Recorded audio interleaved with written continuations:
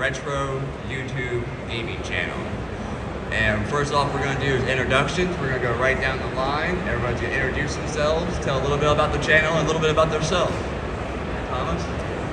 My name is Thomas. I'm the Millennial Collector, Ohio. I'm based out here in Columbus, Ohio. My YouTube channel has kind of only been around for a couple months, essentially, with 3 videos. I'm still early on, and I could probably answer some of the questions on like kind of how to start. You know, the early ons, whereas the other 2 are what it's like the first few months of creating, like. And I'm Jay. I'm from the YouTube channel Square Pegs. I'm based out of Kalamazoo, Michigan, and I'm sorry for all the Ohio State fans here. I mean nothing by that. I apologize. It's not my fault, I promise. My channel, like I said, is called Square Pegs. I've been doing YouTube now for about 4 years. I used to work in the game industry, and I turned that into a love of making videos. Very nice. So I'm Brandy, and I have a YouTube channel called Ahmer. I mostly like to show like weird and crazy items that I find. So I have a pretty massive game room from it. So I just like to educate on all like the cool little promotional items, employee items, things that generally weren't for sale. So I just stumble upon those, and I just try and educate as I go for full sets and things like that. So I've been doing that since 2018. Everybody, we were just greeted by Torg Man back there. Yeah, Torg Man. here to protect the horde. So this would be a pretty free-form panel. You can come up. Should I turn one of those microphones around so they can come up and ask a question and we can hear it through the microphone? It wouldn't be a bad idea. That way everyone can hear it. All right. I'm going to do that, but I'm going to start off with a question for all of us to answer individually. First question. What would you say your biggest hurdle in getting into retro video games on YouTube was? Okay. Thomas, you going to start, or you want me to move down the line first? Yeah, for me it was mostly myself. I was my biggest headache and my biggest roadblock. Being able to bounce things off of somebody else definitely helps, because when I was sitting there asking myself questions, I would kind of doubt myself and kind of not do things. Just doing them. Just kind of getting past like my self-doubt and like things I have in my head, and just put them on tape and kind of see what they look like. For me, it's very similar. Starting off was tough for me because it was big time fear of the camera. Didn't like being or seeing myself on camera, and just through repetition and doing it all the time, you get used to it. The other thing is just being aware that. Okay. We have been hijacked. Is there something going on over there? That's That's my dad. Okay. Somebody's about to win something. Is there something going on over there? Are they breakdancing? We'll be with you guys shortly. Yeah. Alright, so come through here. The sound's important. Alright, so let's do the Zelda one first. The Zelda bundle. Raffle time. Raffle. So anybody have any raffle tickets? I do. Yeah, exactly. Also, So I said it. I was like, wait, check that. collector's edition. I put them all on the Nomad. And then we'll hand this over to the order. Who that man? I can't hear a thing. Yeah, it's too echoey. I can't hear a thing. I wonder if they need a mic. And the winner of the raffle. Zelda. Alright, so the Zelda bundle. I have more poignant stuff to say, I promise. Right. We'll do the drawing at the same time. Yeah, it is nice. We are allowed to kind of, prep our ideas here because they're out. But the other thing with creating content is that you have to be aware that it's not only a hobby you're taking on, but it's a full-time hobby in addition to your 9-to-5 job, because no one makes money right away. And when you start making money, it's not much. It's not much at all. So it's a full-time gig, and it's a thankless job, but you do it for the love of it, and you meet some awesome people out of it, and that's the best reward you can get. No, I definitely agree with that. I would say that when I first started out, I had no idea what I was doing. And then hearing yourself on camera, like they were explaining, it's something a little challenging to get over, but then as you just keep doing it, you learn to, not say as many ums or like those filler words, or you just create your own filler words at this point. But people tend to like it, and then more of your personality starts to shine through.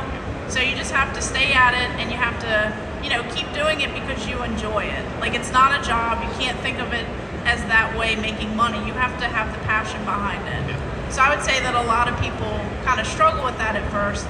But if you really enjoy it, you'll have people, who support you, who show up to these things, and you meet awesome friends and stuff along the way. So that's what it's all about.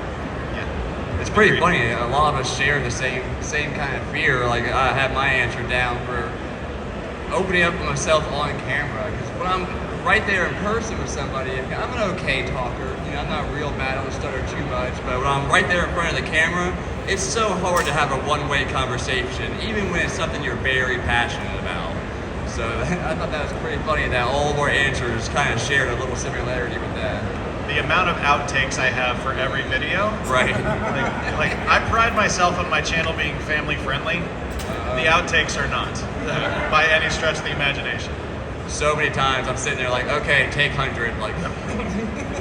And if we played the outtakes only on our All right, channel, gentlemen, we have the first ticket that fell out. First ticket fell out.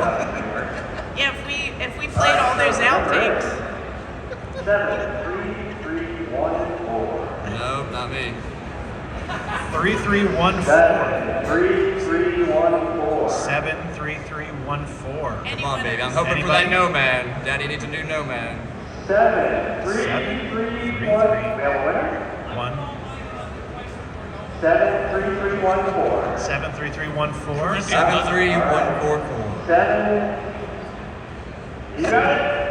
Yay! Congratulations for the winner. Good job. Yay, winners. We have a winner. All right, moving on to the next. Okay, so moving on.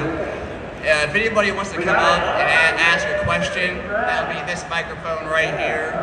Other than that, I have some free-form questions. We're just going to talk amongst ourselves. Come on up. Yeah, congrats. Ladies and Everybody- gentlemen, Caps Off Gaming. Caps Off Gaming. Oh, right here, bud. He's coming onto the panel now. it's already on. Just turn it around. It's okay. We're allowed to make it weird. Yeah, it's all right. It's fine. Nobody My cares. voice is very deep on the mic. All right. This goes to Jay. Okay. I know, Jay, you've spent time in the Northeast, specifically Massachusetts. Yep. I would like to hear your best Boston accent. Oh, well, that ain't hard to do at all, pal. Yeah. I want to hear it again, kid. Yeah, no, it's you gotta, you go down, you get some water from the bubbler. You bang a Yui when you're getting back over to Harvard Yard, and then you're fine, right? Yeah, that's fine. Don't forget the bears. The bears are sweating. I've worked very hard to suppress that accent. I try to sound as milquetoast as possible because it's. Yeah. Okay, just be a volunteer. All right, what else? What other questions y'all got? Come on up. Come on up. Here we go. All right, you want to draw? What's happening, guys? Hey. Howdy. Good to see you guys. Okay, So, wait, here's my number question. It's for everybody. 4, Okay. 6, Going back to 2, content creation. 7. I am a person of routine. I love routine. I like having things kind of structured. When it comes to content creation and how you do what you do, what's your current routine? How do you decide what video you want to do? Or you can even get so granular too. When you wake up every day, is the first thing you do brush your teeth, or is it go right to the computer? Give me an idea, day in the life. So I'll start off. My routine for creating content is I set 3 days a week, and I set 3 or 4 hours of that day aside to work what I'm going to work on. And I usually have like 3 or 4 videos ahead of time that I'm trying to work on. So, having a schedule for it is going to make everything streamlined so much faster. If you're just working on one video at a time, you're going to get caught up like, well, I need this to finish that video, or maybe I need that. So it's always good to have several videos lined up, worked out, written down, where you have all the details of what you need. So if you hit a roadblock with one, you can go right to the next one and things going. You don't need to be, a video a week or every 2 weeks. It's whatever the pace fits you and the type of content that you're trying to create. There's all types of different forms of long form content, from 15-minute videos all the way up to 2 hours, you know what I mean? Some of those long iceberg videos, you know what I mean? So, yeah, I'd say that's pretty much my routine. It's 3 or 4 days a week, and I try to stay within my same gear house of types of videos, so it helps perfect the types of editing that you're working with on a week in, week out basis. Yeah, pretty much I'm the same way. I have a lot of responsibility in kids, so whenever I don't have that, when I have a little bit of free time, I try to jam it up as much as humanly possible. So there would be days. 220-561. So there's days I'll film 2 or 3 videos. 2 or 3 long form, 2 or 3 short videos. And then throughout the week, that's when I'm actually going to be editing the videos and things like that. Just talk real loud and just talk real fast and over top of them. But basically, I try to just shoot as much as humanly possible in one go, and then throughout the week, I'm editing, separating, putting them into different videos, things like that. Putting them from long form, short form, basically split them up in different folders. I schedule out to like the nth degree. I usually, my December is usually planning out my next year's videos. Because if I don't have a schedule, I won't make content. Because I've met my brain and it doesn't work. So I have to have something down on paper of saying, it's like, I want to make this and I'm going to do this on March 13th, I'm making this video. And then I can plan towards it. And stuff moves. I mean, it's just natural because sometimes, a timely subject matter will come up that I want to talk about, or I just don't feel like filming that video, 6 months after I wrote it down.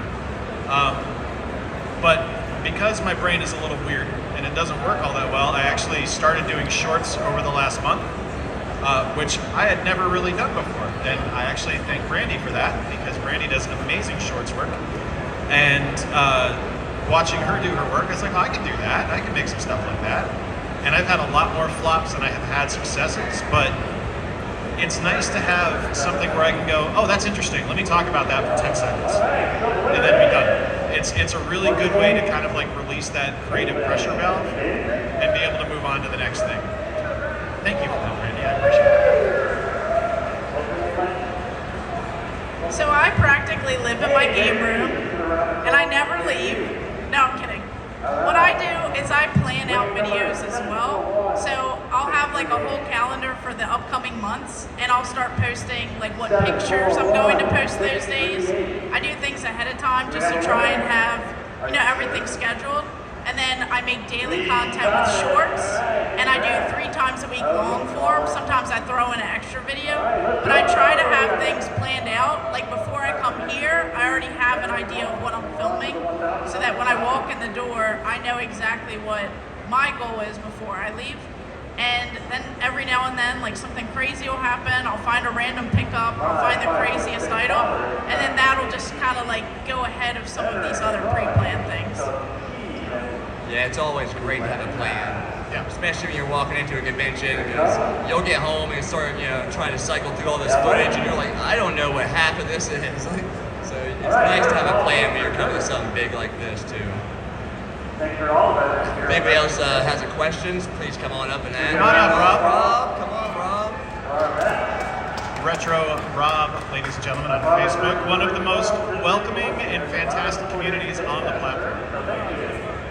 I got a question. Do any of you have any superstitions as far as when you go to post? I know Jay and we have one. I post at 1 past the hour of everything. So I believe yours is 3 minutes. Yeah. Yeah. So do any of you have superstitions? I always wondered why you did that. Yeah. So I have a weird one. I don't know if I'd call it a superstition, but I always put the hashtags into the file name of my video, not into the actual title, but into the file name. I don't know why I've always done that. I just always have. I was a hockey player, so I have a lot of superstitions. I post all my content at it's never on the hour. It's always 3 minutes either past like it's either 8:03 a.m. or 8:33 a.m. One, because it's different, and two, because it sets it apart from everyone who does it at a particular time. So it'll show up a little bit after or a little bit before sunrise. Like there's also certain things where I have to have there's a particular temperature I set my lights to, and I have to make sure it's that temperature. So because I know the way I like my lighting. I move stuff around in my background a lot. You'll notice like my background's a mess. Stuff will move because I don't like the way it's showing up in a form.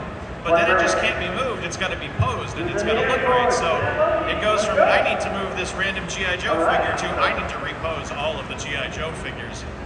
And now I'm playing with toys for 4.5 hours. It's a great problem to have, but. Yeah, I guess it's less superstition and more just a diseased mind of some weird obsessions. Sometimes I just won't post too late, but that's about it. Yeah, I don't really have any superstitions. Not yet. Not yet. You will. All right. If nobody else has, Come on up, Doc. Say it. Get them all up Dr. there. Scott from the Game Closet. Or as some people call me, Clark Kent. I have kind of an odd one, okay? And of course I do. So sometimes, you'll see some of the videos that I might make that are a little less epic, and sometimes they're pretty skit heavy, but of course very trimmed, very edited, special effects, things like that, and you expect people are going to watch this, they're going to just love it, and then sometimes it'll fall on its face. I'm sure we've all had those videos where it's just kind of like, this is just going to go. And then sometimes later on, it will go, but it doesn't go that first week. How do you deal with the fact that sometimes that video has just said, I'm not going anywhere, or maybe not for a while, and then you have to just kind of walk around your answer and what did I do wrong? I'll take a second. For me, once a video is made, it doesn't exist in my head anymore. Because I have to move on to the next thing. If I sit and obsess over how a video is performing, then I'm spinning my wheels. Content creation is locomotion. You have to be moving forward or you're moving backwards. And not everything is going to perform. It's just that simple, Like I used to do a series on my channel called Pixel Evolution, which was I would take a particular character or a particular theme and show how their look has evolved through the years. And it was 30, 40 hours of work to get them done. And they fell on their face. And at first, it was frustrating. But like I look at it now and I go, well, that's not the content my viewers want. So I don't need to make that content. And I've got 25 hours back now where I can make something that's quick, that they like, that's going to perform better. But yeah, once a video is made, once it's out there, after the first day, it might as well not exist to me. Never clock watch. Like when you submit something, if you look at it after 24 hours and it's like, this should be performing better, let me play with the title, let me play with the thumbnail, let me redo the description, stuff like that, work on the tags. But once you do that, forget it. Yeah, I would agree. You can go back and look a little bit, and whenever I do that, and I find that something isn't performing, I just cut it out. I won't do that again, in the future video. And that's a risky situation because it could have been how you went about it the very first time. You know what I'm saying? Whatever the situation is, and you cut it out, where you may have been able to do it better next time. You know what I'm saying? But it's always good. Like don't work too hard. Don't beat a dead horse. Don't work too hard on one thing if it's not working. If it's not working, keep moving on to a different type of video. Another thing that interests you, as soon as your passion starts to come through on screen is when the people are really going to start to take notice. That's the key. If you're interested in something, people will enjoy it. Mm-hmm. Like my best performing video on my channel is about EA Sports Big.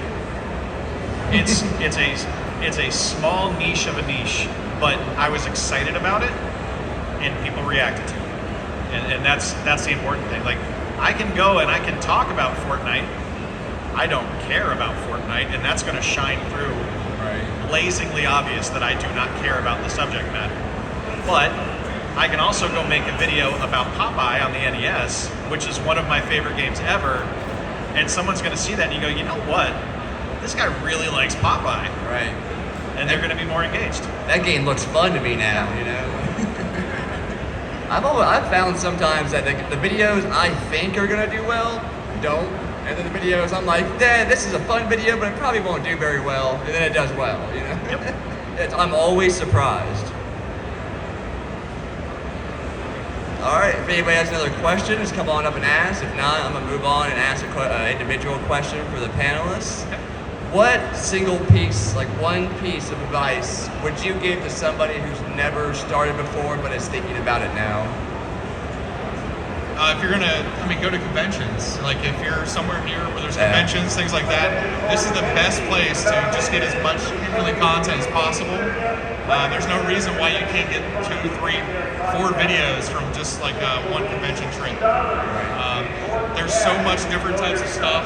There's different vendors, there's different activities. There's really so much stuff that's all kind of around the same type of topic in one spot. So if you're wanting to do gaming content, I would suggest going to a convention and get your videos out fast. If you go to a convention, like on today, if you have a video out tonight, there's gonna be tons and tons of people that are gonna be home searching Torg 2023. People that are gonna be here tomorrow, people that were here earlier today. Getting that out there real fast is also a really good one. Learn your cadence. Work at a pace that's comfortable for you. Just because there's a content creator that you like that puts out 5 videos a week doesn't mean that's what you need to do.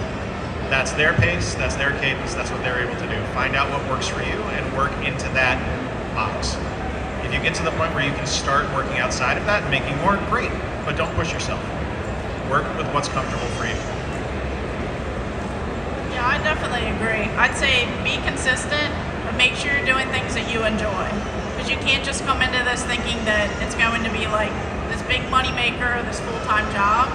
Because we all know some shorts only make like 11 cents, you know? So it's just like, you just have to have fun with it, figure out what you enjoy doing and what some of the people watching you enjoy, and then just keep at it. Some of the, videos that I thought was going to take off, they didn't. But I'm still going to do them because I have some people that really enjoy those, and I enjoy them.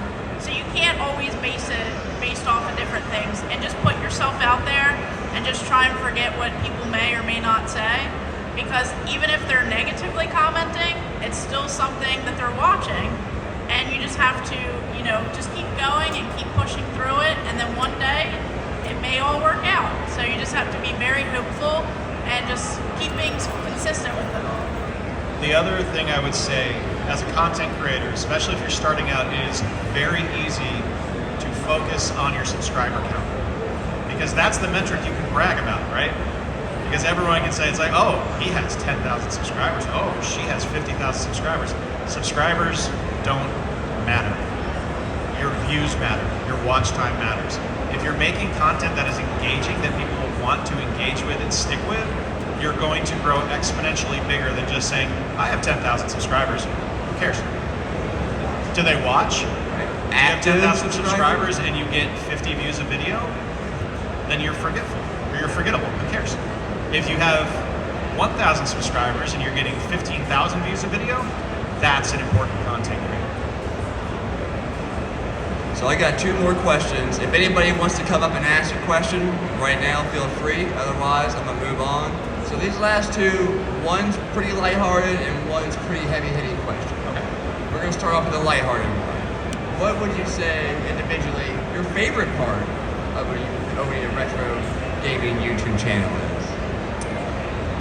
Getting to share my love and passion with the same people that have the same love and passion. Essentially, it's I can talk all I want by myself in my room to my phone, but when there's actually people that are do the same thing, but also love the same stuff. That's what it for me. I've made more friends in the 4 years I've been doing YouTube content, and met people that I consider peers that I learn from daily because of this, and that's been the best part by far. Yeah, I would definitely say the community is like the biggest part, because doing all of this, you get to go to different conventions, you get to meet all of these awesome people, and everyone knows what you're going through. They understand understand the algorithm. They know like the same sort of stuff, and then you just make all these connections, and that's what this is really all about. It's just having fun, being around other fun people, and us nerds are cool now, so Right? I mean, we're Finally. growing together, and that's what really matters. We're like the cool kids now. They let us rent out their fairgrounds now. It's pretty awesome. Right. I would say community is definitely a huge part of it for me as well. I also love the variety of being able to, the roller coaster of YouTube, how you start doing videos and different videos. It always leads you to new games, new horizons that you may not have touched bases on otherwise. And I love the experience all these different types of games I probably wouldn't have picked up in the past. You know, like here soon I'm going to be doing a full fishing video where every fishing controller you can use. And I may not have picked all these different games up in the past, but since I'm doing it now, I am, and I've really been enjoying it. So that's a huge part of it for me.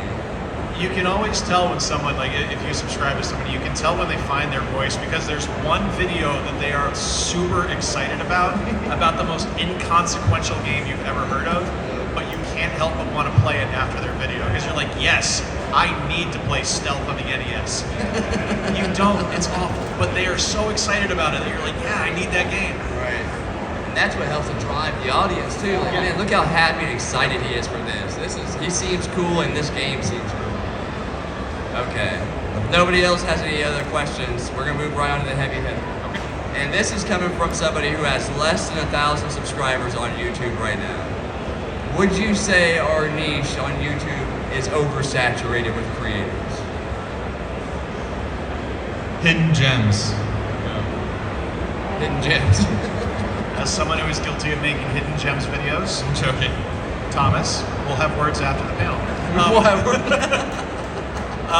So the question is, what about our Do niche? you feel like it's oversaturated with people trying to do not just retro? Because even when you're a retro channel, you're always going to find yourself dabbling into modern, whether it be repos, ports, remakes, reboots of old series. You're always going to find yourself talking modern at some point. So I would say, would you say the gaming niche on YouTube is oversaturated? I hear that quite often, and people try to use that as a deterrent. Like, why do you it's so oversaturated? It's like, well, it's more or less for fun for me, but I just hear it brought up so often. I mean, if I look at it just from a numbers perspective, like if I'm very clinical about it, I mean, yeah, it's probably oversaturated. There's a ton of gaming content creators. There's a reason there's a gaming category on YouTube, because if there weren't a bunch of people making content, they wouldn't bother. Right. But it's oversaturated just from numbers, but everybody has a different way of talking about the things they love and the things that excite them. I think that if you have found your voice and you are talking with honesty about the things that drive you to be a gamer or be a collector, be passionate about content creation, then no, you're never oversaturated. If you're only parroting other people and you're just making the content that other people make because you want to be famous on YouTube or you want to make that content, then you're fighting a losing battle. Until you find out your voice and you start talking for yourself and to your audience as opposed to at your audience, that's the key. That's a good answer right there. Never had an applause before. You guys are awesome. I love Columbus.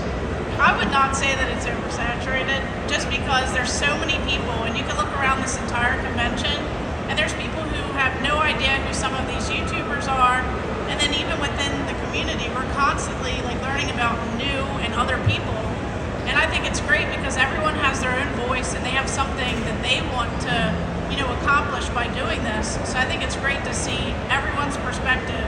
And just because if you talk about the same exact game, you can see passion in some people's videos and then you don't see passion in others. So you can see who's doing things, just for the views and the money, but then you see people who really care about things. So I would say that there needs to be more people in this, and you never know who's going to, make it or get their voice out there, and then, they start honing in on what they really want. And oversaturation could mean a lot of different things, because to me, daytime television primetime television, all of it seems to be kind of blending together. You have the same 10 writers writing the same 10 shows on the same networks over and over again. Every show from 8 o'clock to 10 o'clock seems to be about the same voice, same everything. But with YouTube, at least you get different individuals that have different personalities. And like I kind of made the joke about the hidden gems thing, but each person a lot of times can take that and make it into their own and actually make it different to where you're not even realizing you're watching it, you know, because they're not using that term or something like that. Because to me, it's more just the term. But YouTube has so much like different stuff, different people. You can have somebody that's right down the street from you or like 10,000 miles away, and you can pick up and it's a different voice. It doesn't seem to be the same 10 people, the same 10 writers, the same 10 networks. If you don't like one channel, go to the next one. So it sounds like overall the table's saying no, not really that oversat, especially I wouldn't say in the retro niche of YouTube. You know, I mean, looking around at all the biggest YouTubers for the retro, who really focus on retro, what is there, like 15, 20 real big ones or so?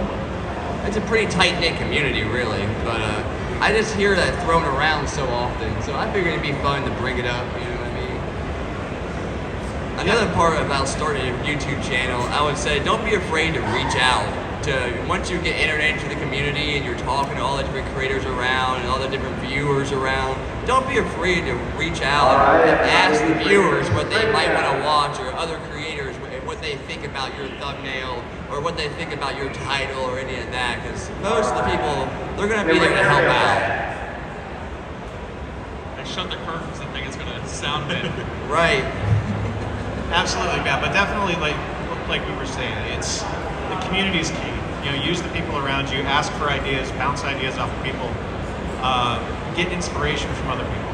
Like it's, right. And that's not to say you're plagiarizing. We all take inspiration from each other and put our own twist on it, you know what I mean? Everybody has something unique and special to say, for sure. I ran out of questions here. I only wrote down like 5. If anybody else has any questions about what it's like operating a retro game channel, feel free to come up and ask. Come on up.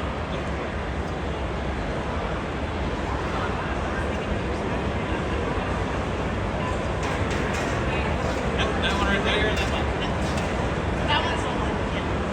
You can move this. So this question is actually for Brandy. I actually wanted to know if you have any struggles as a YouTube content creator as a woman, because like I know personally I do. I'm an artist, I'm not a YouTube content creator, but I wanted to understand if you had any struggles, like just as. Oh my God, yes. I would say yes. Unfortunately, I have seen a lot of people talk down to me because they don't believe, like I'll walk into a game store and then I'll be explained to that this Xbox game is on Xbox consoles and this PlayStation game is on PlayStation consoles. So when I say I literally own more than can fit in the store, and then I show some pictures, sometimes they start to say, oh, at least she understands now. But it's unfortunate that people, you know, see you and then start to judge you, and then of course you get all the negative comments that a lot of guys don't get. But I use all of those to better myself and to keep going to help promote that there needs to be more women and more people who can just go through this, and all the negativity, you just have to put it behind you, because there are people that really enjoy your content and they watch for the right reasons. So you have to keep doing this for those people, and you can't let, you know, the naysayers or people, you know, come at you, because that's essentially what they want. They want you to fail. They want you to stumble up on things. And if I make a mistake, you know, you admit to it. And you know, if you pronounce a game wrong or something, you just have to admit to it and own it, because people will come at you every which way. So I just say keep going for it, and, you know, don't let the negative people come at you. And what I've been doing since the beginning is I screenshot every single negative comment that I've ever gotten. And one day, if I ever make it big enough, I will turn that into a big inspiration and bring it forward to say, you know, you started from here, but you just have to keep on pushing.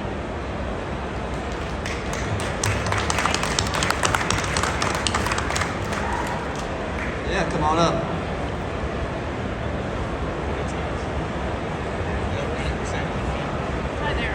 I understand that you're content creating for YouTube, but do any of you use any streaming software like OBS to stream to other platforms like Zoom or Facebook or whatever? And how has that affected your channel for the positive or negative? And have you had any problems with people taking your videos and trying to take credit for them? I am a terrible person to answer this question because I am legitimately terrified of live streaming. I am 100% fearful of it. I clam up completely when I'm on a live stream. When I'm recording something and I can edit it, I've got the gift of gab. But if it's a live stream, I am dead silent. I do use OBS though for video capture stuff, like especially if I'm working on my PC. I'll use that to just put my my webcam up in the corner to work off of that to show that my reactions. But I've done some stuff on like TikTok and Instagram Reels or Instagram Lives and stuff like that, but it's never moved the needle enough for me to want to pursue it for any length of time. What was the overall question, Jay? What was the overall question? Just if we've used like OBS or any streaming software to see if it's impacted the channel. Oh, and have I ever had anyone take any of my content? No, but a friend of mine has. There is someone who will take his content wholesale from YouTube and put it on TikTok, and it's just a continued game of report. Right. So, because TikTok really does not care. They do not care about you whatsoever. Yeah, for sure. They'll sell your information and everything. That's what TikTok's all about. So, also, that's another good point. Be careful where you post. Be careful what you post from your PC, if it's your personal PC, you know what I mean? Because, when you're putting yourself out there, you're putting yourself out there to be hacked too. So always keep that in your back of your mind when you're doing this sort of thing. Yeah, I use Streamlabs and OBS, and it's just like making videos. The more you want to do, the more complicated it gets, but the more it pays off in the end too.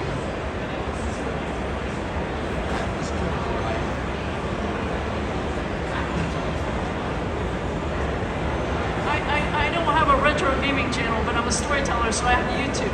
But I have my stories 1,000% unlisted, so you can't even come to my channel. You come to my channel, it says no videos, because I just don't want to risk the content being taken out of context.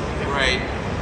And unfortunately on Facebook, see, and I'm not on TikTok, but thanks for making sure I don't want to go there. But I mean, now in 2023, Facebook is becoming, Pirate City. I'm going to take whatever you have and get that money, and it is an uphill battle. And unfortunately, I guess to tag along with that, with AI coming along, how is that affecting your channels? You do see a lot of AI shorts. I wouldn't really say you see them too much in the retro niche. You see them a lot like in the Fortnite TikToks and different people putting different AI shorts together. I see a lot more from modern gaming, but I'm personally not a big fan of AI editing or AI scripting. But I mean, I'm not gonna knock somebody, but when it comes to if you're ripping someone else's footage and visuals and audio and then putting it through an AI software to make yourself 100 videos, I would say that's not very honorable content creation. Yeah, I'll use like AI for like descriptions and titles and things like that. That helps a lot for me for sure. For your own video that you created. Yeah, but to actually create content, no whatsoever. Yeah, come on up.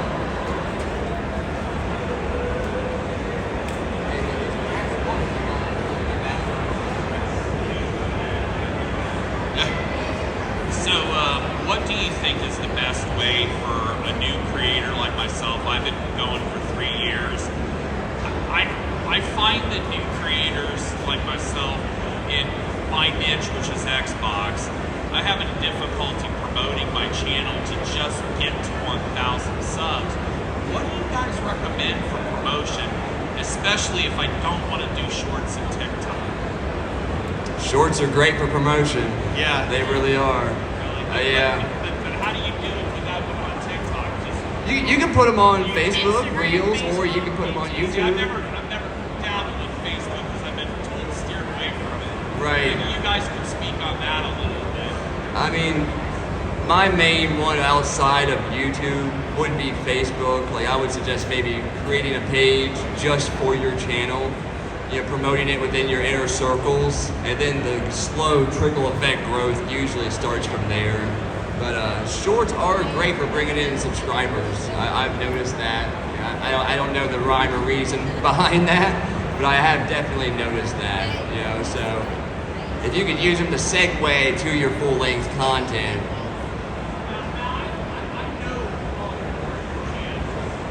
Oh, awesome.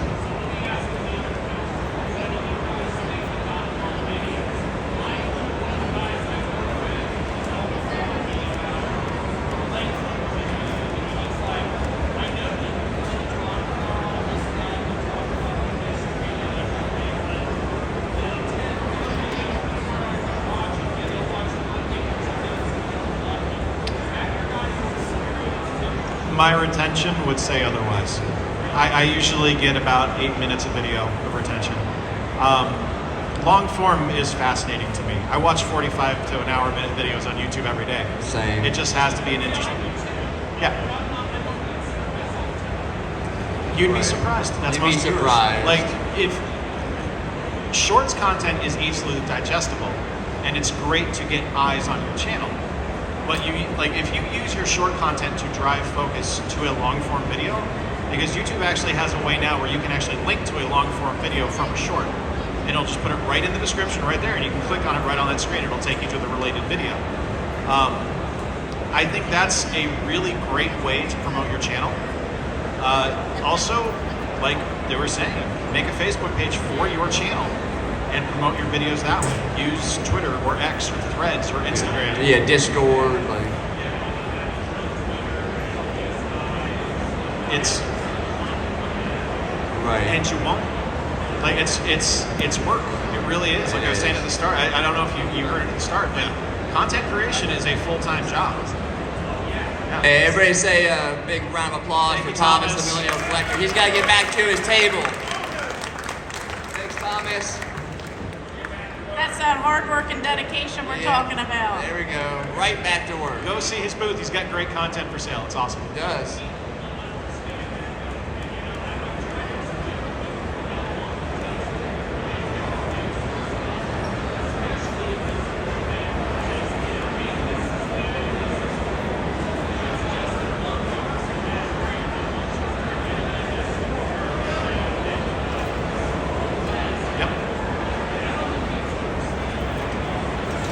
Well, I mean, it's still really it's still a new thing, you know. Like, I mean, YouTube's been around for 15 years now, but in the grand scheme of all of the content and media we have digested as a society throughout the years, that's a blip on the radar, you know. And people look at, like, if you look at a TV show, people are like, oh, it's a 22-minute television show, 22 minutes, that's it.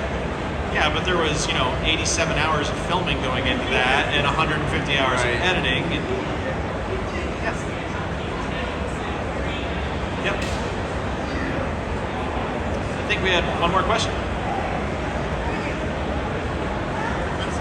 I just had a lot of respect for like the upload speed, like the turnaround from the convention, like the video after shooting it. I was just kind of curious of like what's your mindset of work ethic, time, how long a video kind of sits after it gets shot, or after it gets edited to like before that gets uploaded. Well, it depends on the content. If I'm filming at a convention, I try to have it up either the first day I'm home or the last day of the show to get people to be, I just want people to come out to the show. This is the first time I've ever vended at a show, so I haven't even had a chance to film anything yet, so that won't be happening for this one, unfortunately. But for me, it's usually 24 to 48 hours from the time I film I call it my face footage, where I put the camera in my face. From then to publication is about 48 hours.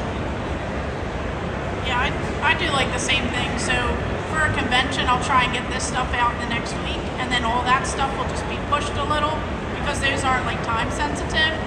Because I've seen a lot of bigger YouTubers where they have these crazy turnaround times where they have to hire an editor, you know, they pay someone to do all that stuff, they have to send the footage, they have to, you know, add all that in. I'm not there yet, so that's why I can, you know, put stuff out a little bit quicker because it's all me. I'm not waiting on someone else and expecting someone else to do things. So I can kind of go at my own pace, and most of the time all this stuff will come out in the upcoming week, just to like relive those like awesome moments that I had here. And you know, other people enjoy it, and then maybe next year they may want to come out, you know, to these events. I'm about the same, probably about 48, 72 hours or so after the end of the show for conventions, but I usually have like 2 or 3 small form videos going, and then like one big one going. So like, let's say I get the one big, small one done, and that gives me a little time to chip away at the big one a little bit. So sometimes I'll try to have 2 or 3 small videos come out, and then a big one I've been working on for a while come out. I try to cycle it like that because it keeps it getting less stagnant for the audience too. You know what I mean? Like, oh, here's another 6-minute, you know what I mean, unboxing video. You know what I'm saying? So 3 videos later, it's gonna be a big old video where you're going to deep dive into a game or a franchise or you know whatever it may be. So, and those can be. I've had a couple that are like 2 months. So.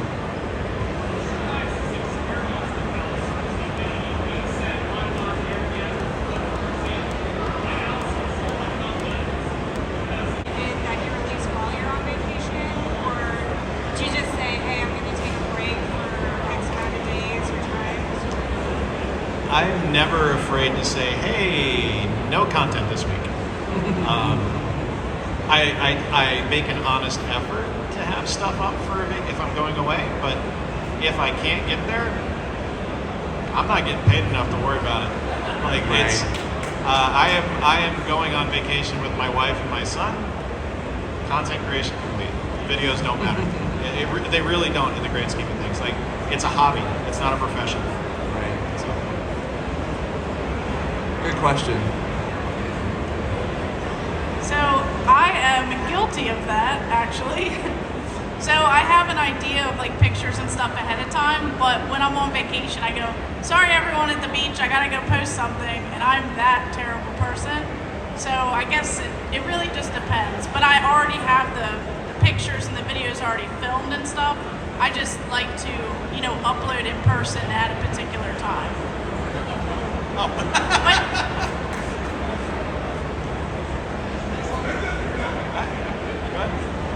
What video editing software do you guys use?